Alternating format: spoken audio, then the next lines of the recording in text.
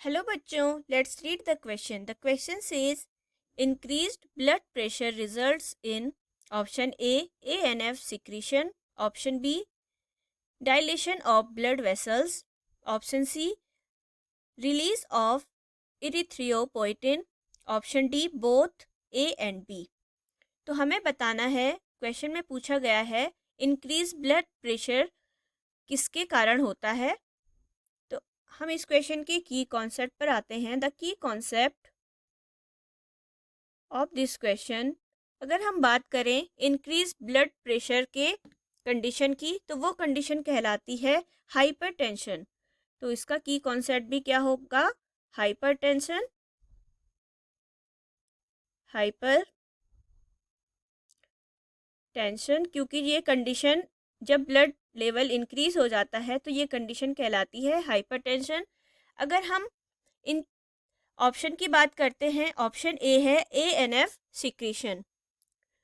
ANF secretion पर अगर हम बात करें, ऑप्शन ए है एएनएफ सिक्रीशन, जिसका मतलब है आर्टिकल नेट्रियोटेरिक फैक्टर एएनएफ, जिसे कहा जाता है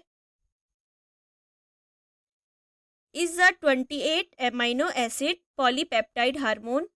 ये क्या है? एक एमाइनो एसिड है. कौन सा? 28 amino acid polypeptide hormone. Polypeptide hormone है.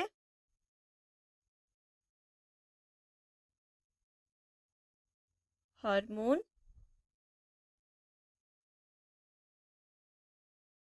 Secreted mainly by the heart आर्टिया. कहाँ से सिक्रेट होता है ANF?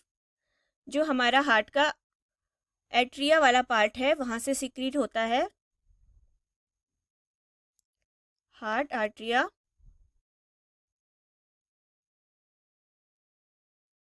And response to atrial stretch. किसके लिए रिस्पॉन्सिबल होता है? आर्टियल स्ट्रेच के लिए. Atrial stretch.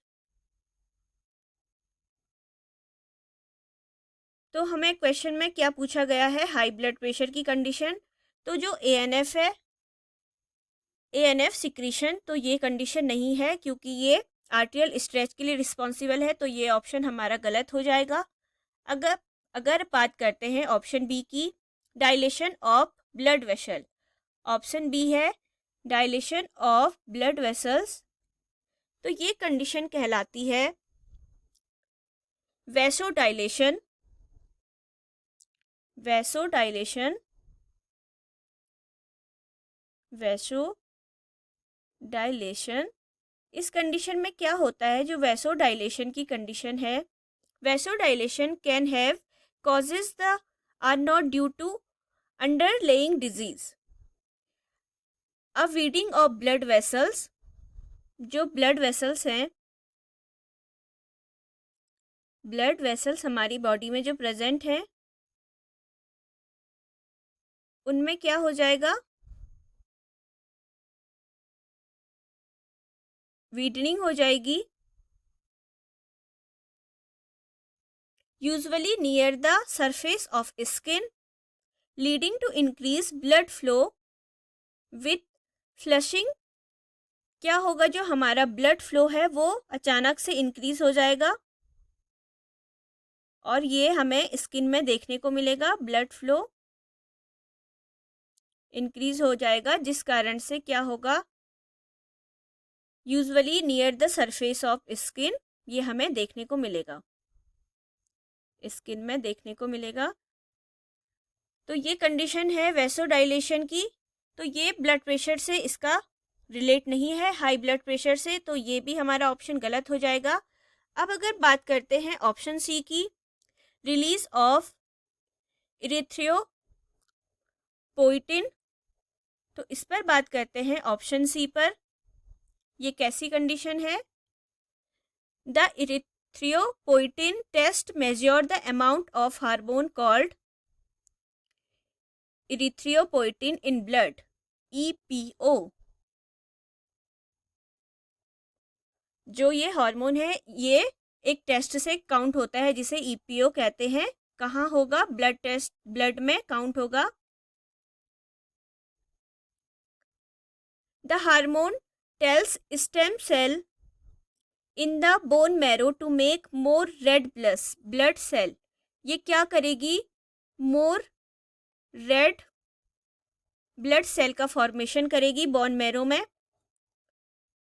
मोर रेड ब्लड सेल का फॉर्मेशन करेगी। EPO is made by cell in the kidney. और कहाँ होगा ये फॉर्मेशन? किडनी के द्वारा होगा, किडनी में होगा, in kidney. These cell release more EPO. और ये रेड ब्लड सेल के ज़्यादा फॉर्मेशन से क्या होगा? रिलीज होंगे ज़्यादा ईपीओ, ईपीओ का रेट बढ़ जाएगा। ये रेट कब बढ़ेगा? जब when blood oxygen level is low, जब ब्लड में ऑक्सीजन का लेवल लो होगा। Blood O2 level is low,